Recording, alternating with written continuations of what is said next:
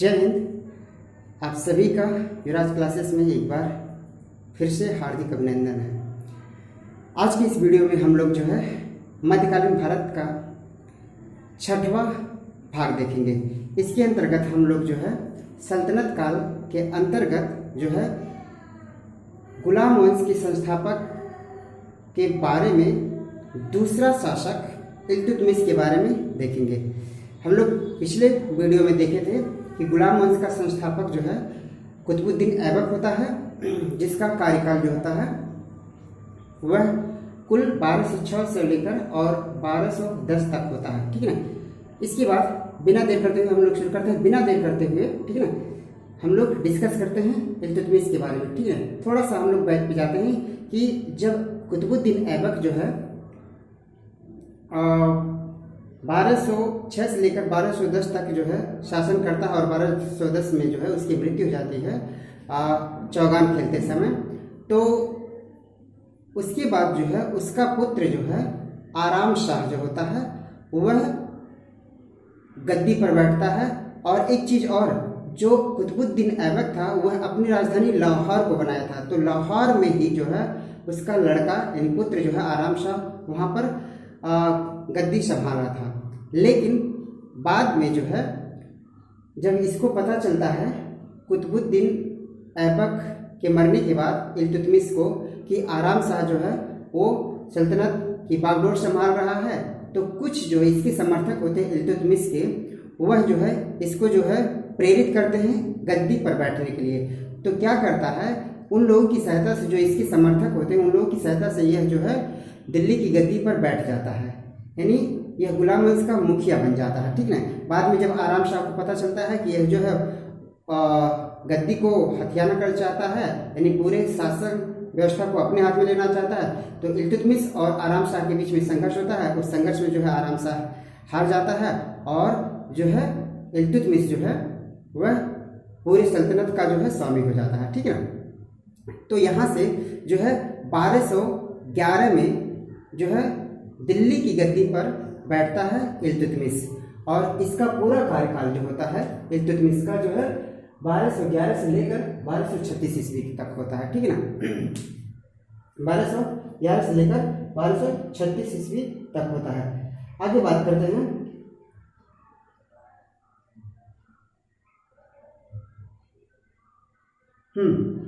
हम लोग जो है मैसेज आया था उसको देखा जा रहा था। ठीक है ना।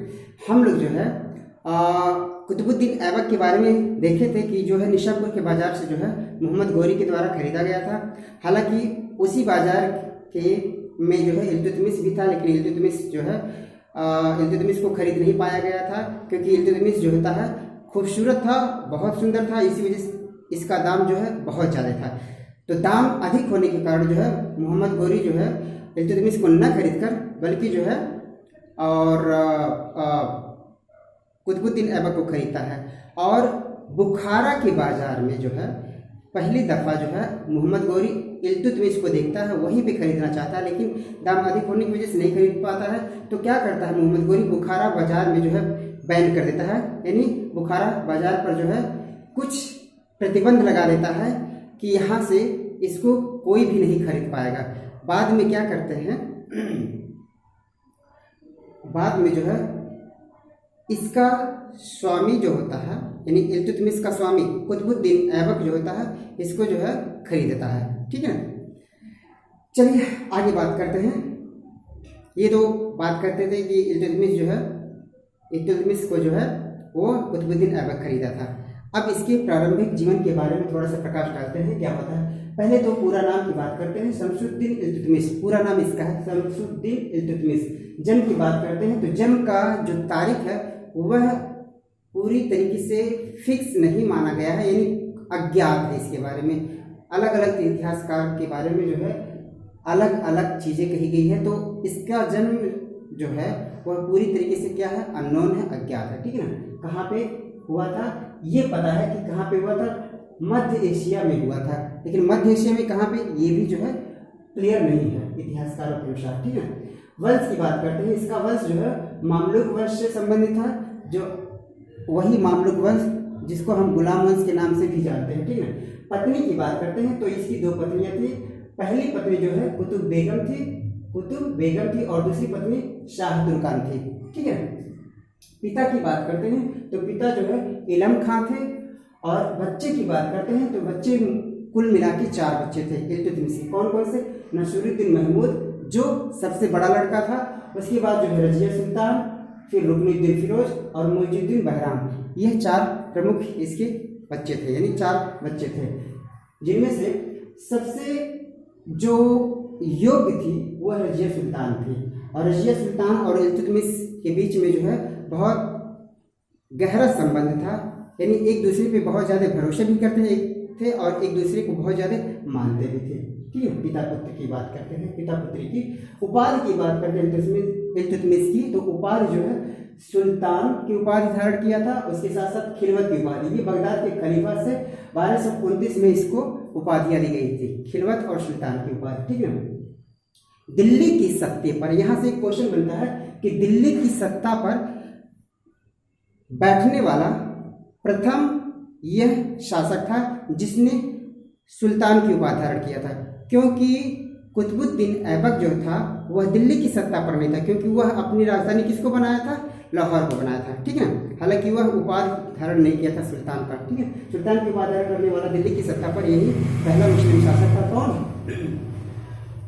इल्तुतमिश।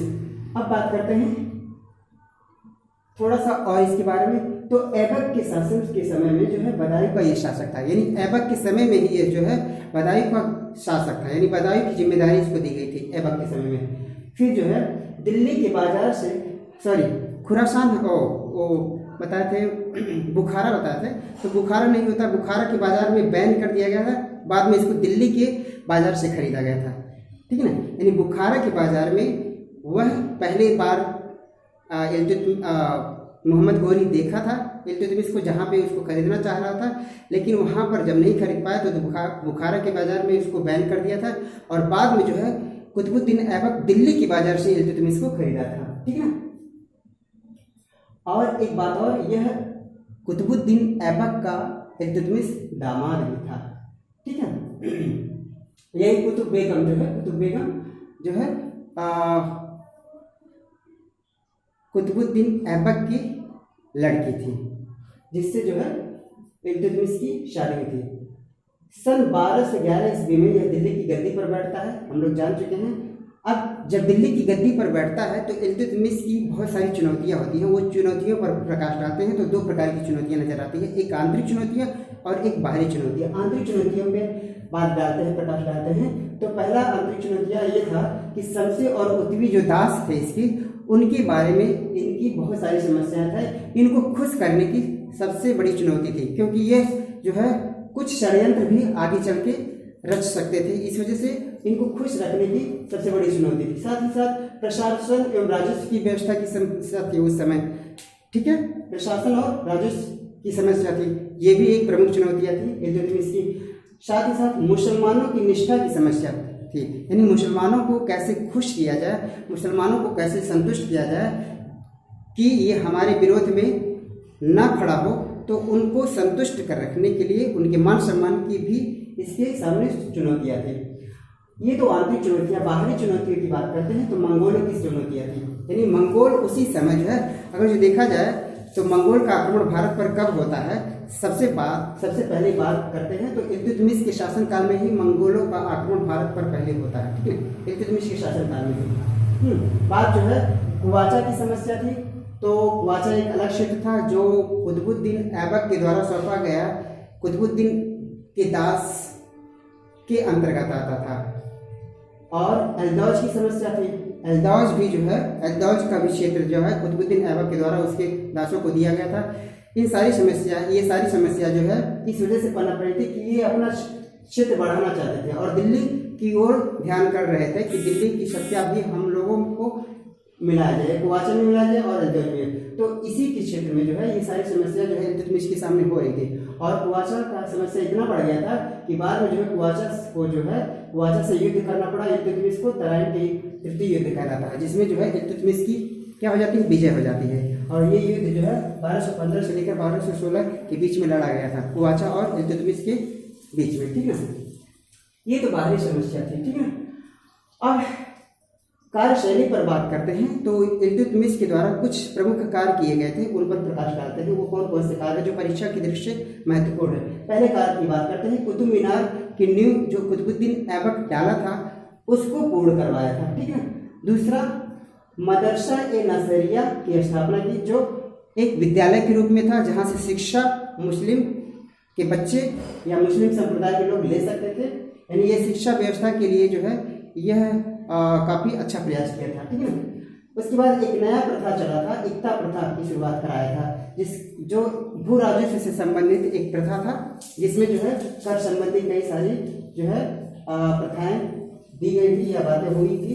तो ये भू राजस्व जो है वह इक्ता प्रथा से संबंधित है, ठीक है ना। यानी यहाँ से क्वेश्चन पूछता है कि इक्ता प्रथा जो है वह किससे संबंधित है, तो भू राजस्व प्रणाली से संबंधित है। और अस्थायी सेना की व्यवस्था की थी, यानी पहला ये ऐसा शासक था जिसने अस्थायी सेना की व्यवस्था किया था। किसने? इल्तुतमिश ने। एक सबसे इम्पोर्टेंट चीज जो पूछा जाता है बार बार ये कि चांदी का टंका, अपने शासनकाल में इसने चांदी का टंका और तांबे का जीता चलवाया था। यानी जो सिक्का चलवाया था वो चांदी का टंका के नाम से और तांबे का जो सिक्का चलाया था वो जीतल के नाम से मशहूर था, ठीक है। यानी दो प्रकार की सिक्के इसने चलाया था, एक चांदी का जो टंका के नाम से था और तांबे का जो जीतल के नाम से प्रसिद्ध था, ठीक है। आगरा महल में इसने न्याय की व्यवस्था के लिए जो है संगमरमर के शेर बनवाए थे और उस संगमरमर के शेर में जो है जंजीर लपेटा था। जिनको न्याय की जरूरत होती उस जंजीर को खटखटाते थे और जो है फिर जो है वो सुल्तान के सामने अपनी समस्या रखते थे। यानी ये न्याय प्रिय भी कहा जाता है इतिहासकारों के अनुसार। यानी न्याय की उत्तम व्यवस्था इसके समय में थी। साथ ही साथ जो है तुर्कान ये चहलगामी व्यवस्था किया था। तुर्कानी चहलगामी व्यवस्था किया था। ये तुर्कानी चहलगामी व्यवस्था जो है ये 40 गुलाम सरदारों की व्यवस्था थी जो हर एक क्षेत्र में निपुण थे, ठीक है। इसी तुर्कानी चहलगामी का सदस्य बलबन भी था। तुर्कानी चहलगामी का सदस्य कौन था? बलबन था। ये बरनी के अनुसार था। बरनी के अनुसार जो है इल्तुतमिश जो है तुर्कानी चहलगामी की व्यवस्था किया था, जो साम्राज्य के विस्तार की देखरेख के क्षेत्र के अंतर्गत आता है। अब बात करते हैं कुछ प्रमुख बिंदु जो इल्तुतमिश से एग्जाम में पूछे जाते हैं। तो पहला बात यह है, इसको जो है इल्तुतमिश को मकबरों का जनक कहा जाता है। इल्तुतमिश को मकबरों का जनक कहा जाता है। सबसे पहला मकबरा जो है इल्तुतमिश के द्वारा बनवाया गया था और इसके लड़के का, यानी जो इसका लड़का था, इसका लड़का जो नसीरुद्दीन महमूद था, नसीरुद्दीन महमूद का ही जो है अकाल मृत्यु हो जाता है और उसकी मृत्यु पर जो है यह अपने लड़के का मकबरा पहला बनाया जाता है। यानी भारत में पहला मकबरा बनाने का श्रेय जो है इल्तुतमिश को जाता है। इसी वजह से इसको कहते हैं मकबरों का जनक, ठीक है। और ये इसे गुलामों का गुलाम भी कहते हैं। क्या कहते हैं? गुलामों का गुलाम भी कहते हैं। अच्छा, एक चीज और, यह जो है स्वयं का मकबरा भी बनवाया था। यानी मरने से पहले स्वयं का मकबरा भी बनवा लिया था और मरने से पहले रजिया सुल्तान को अपना उत्तराधिकारी भी क्या कर दिया था? घोषित कर दिया था, ठीक है। साथ ही साथ जो है यह गुलाम वंश का वास्तविक संस्थापक माना जाता है। यानी इल्तुतमिश जो है गुलाम वंश का वास्तविक संस्थापक माना जाता है। हालांकि संस्थापक कौन था? कुतुबुद्दीन ऐबक, लेकिन वास्तविक संस्थापक इसी को माना जाता है क्योंकि इसके समय में ही अलग अलग प्रकार की जो है व्यवस्थाएं चली थी।